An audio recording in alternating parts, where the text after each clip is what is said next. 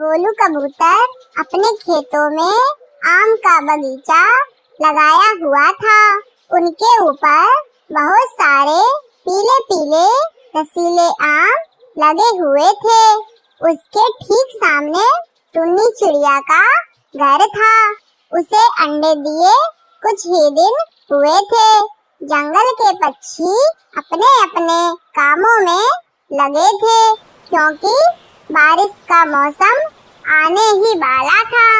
कालू कौवा उसी रास्ते से जाते हुए रानो चिड़िया को देखा तो बोला, ओ चिड़िया, मैंने सुना है कि तुम अच्छा घर बनाती हो। मेरा भी घर बनाना है, बना दोगी क्या? हाँ, मैं बना दूंगी। धीरे धीरे शाम होने लगा। गोलू कबूतर अपने खेत में फलों की देखभाल कर रहा था।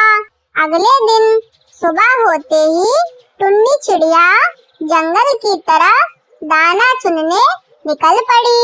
गोलू कबूतर का बगीचा देखी तो गोलू नहीं था। टुन्नी वहीं से फल तोड़कर लौट गई। रानो चिड़िया और सेठ दोनों एक साथ मिलकर सेठ के घर को बनाने लगे। उसी जंगल में एक सुंदरी कबूतरी और कालू कौवा एक साथ रहते थे। कालू कौवा एक मजदूर किसान था। हर दिन अपने खेतों में हल चलाता और फसल बोता था। कुछ दिन बाद वो फसल हो जाती तो उन्हें काटकर बाजार ले जाता था। ऐसे ही कालू कौवे और सुंदरी कबूतरी का जीवन कट रहा था। दोपहर के समय टुन्नी चिड़िया एक पेड़ के ऊपर बैठी हुई थी। उसको बहुत जोर से भूख लगा था। चलती हूँ गोलू कबूतर के बगीचे में, वहीं फल खाकर अपना पेट भरूंगी। इधर गोलू कबूतर अपने बगीचे में छुप चुका था क्योंकि अगले दिन टुन्नी उसके बगीचे से फल तोड़ चुकी थी। थोड़ी देर में ही टुन्नी उसके बगीचे में आई और मीठे ताजे फल तोड़ने लगी। मैं कई दिनों से देखता था कि तुम मेरे बगीचे में आती थी। आज के बाद मत आना। टुन्नी रोते हुए अपने घर चली गई।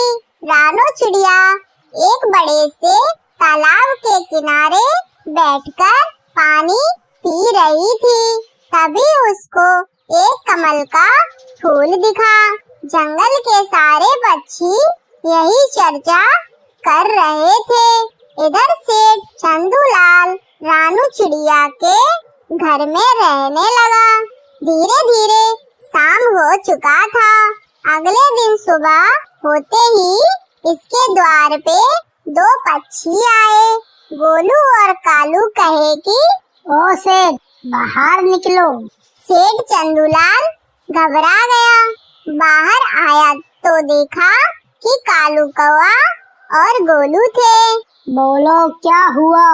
इतनी तेज आवाज में क्यों बोल रहे थे? कालू कौवा कहा कि हम लोग सुने हैं कि तुम रानो के घर को ले लिए। बाकी के पक्षी कहाँ रहेंगे? मैं कुछ नहीं जानता बाकी पक्षियों के बारे में। तुम यहाँ से चले जाओ। ये दोनों आपस में बातें करते हुए घर चले आए। सेठ को बहुत जोर से भूख लगा था। चलो चलता हूँ गोलू के बगीचे में मीठे ताजे फल खाने। सेठ चंदूलाल बहुत लालची था। इधर गोलू अपने खेतों में कई दिनों से पहरा कर रहा था। सेठ आया, गोलू को देखा तो भाग गया। एक विशालकाय जंगल में एक आम का पेड़ था। जंगल के सारे पेड़ों से यह अलग था क्योंकि इस पर सोने के रसीले आम आते थे। यह आम का पेड़ एक जादुई पेड़ था और शक्तिशाली भी। उसी जंगल में एक टुन्नी चिड़िया भी रहती थी। टुन्नी चिड़िया अपने घोंसले में बैठी हुई थी। तभी उसका अंडा हिलने लगा। लगता है मेरे अंडे से बच्चा बाहर आने वाला है, मुझे ही कुछ करना पड़ेगा। टुन्नी चिड़िया हिलते हुए अंडे पर चोंच मारती है और अंडा फूट गया। उसमें से एक नन्हा चूजा निकला। चिड़िया चूजे को देखकर बहुत खुश होती है। चूजा भी बहुत रो रहा था। सेठ श्यामलाल शहर की एक बड़ी कंपनी में मालिक था। उसकी पत्नी बहुत आलसी थी, पूरे दिन अपने घोंसले में सोई रहती थी। रानो चिड़िया ने अपने खेतों में अंडे की खेती की थी, उसी से उसका घर चलता था। रानो चिड़िया के खेत में फसल बहुत अच्छी थी। सफेद कलर के गोल गोल अंडे लगे हुए थे। कुछ देर बाद शाम हो जाती है, सभी पक्षी अपने घर आ जाते हैं। अगले दिन जब सुबह हुई तो गोलू कबूतर अपने घर को रिपेयर कर रहा था।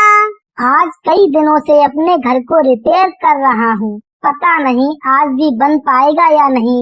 गोलू लगातार काम करता है। कालू का उसी रास्ते से जा रहा था। सोने का पेड़ देखकर वह रुक गया। अरे इतना अच्छा पेड़ तो मैंने अपनी जिंदगी में नहीं देखा, और इस पे तो सोने के आम हैं। इनको बेचकर मैं खूब सारा पैसा कमा सकता हूँ। कालू कौवा बहुत लालची था। जैसे वह उस पेड़ पर बैठा, तुरंत उसके शरीर में आग लग जाती है, क्योंकि वह एक जादुई पेड़ था और कौवा वही मर गया।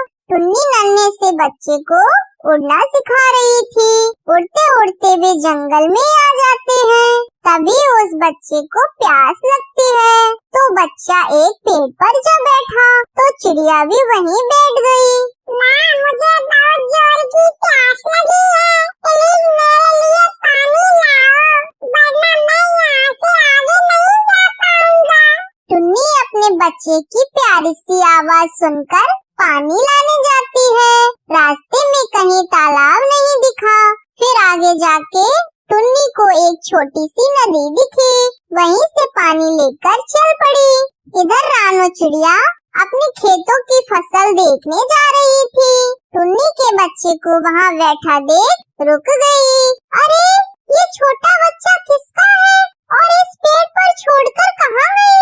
रानो को देखकर बच्चा डर रहा था। तब तक टुन्नी वहाँ आ जाती है। बहन, इतने नन्हे और छोटे से बच्चे को छोड़कर कहाँ गई थी? इतने घने जंगल में कोई पक्षी इसको मार दे तो? टुन्नी चिड़िया यह सब सुनकर घबरा गई। क्या बताऊं बहन, इसको प्यास लगी थी, इसलिए मैं पानी लाने चली गई। दोनों चिड़िया आपस में बात करती हैं। अरे भाई, कितने दिनों के बाद मिले हो। मैंने सुना है कि तुम सेब का भी घर बनाते हो। मेरे लिए भी एक घर बना देना। जितने रुपए मांगोगे मैं दे दूंगा। गोलू कबूतर हार नहीं माना और घर बनाकर तैयार कर लिया। कुछ समय बाद शाम हो जाती है। अंधेरा होने पर चिड़िया का बच्चा उदास घर के बाहर बैठा हुआ था।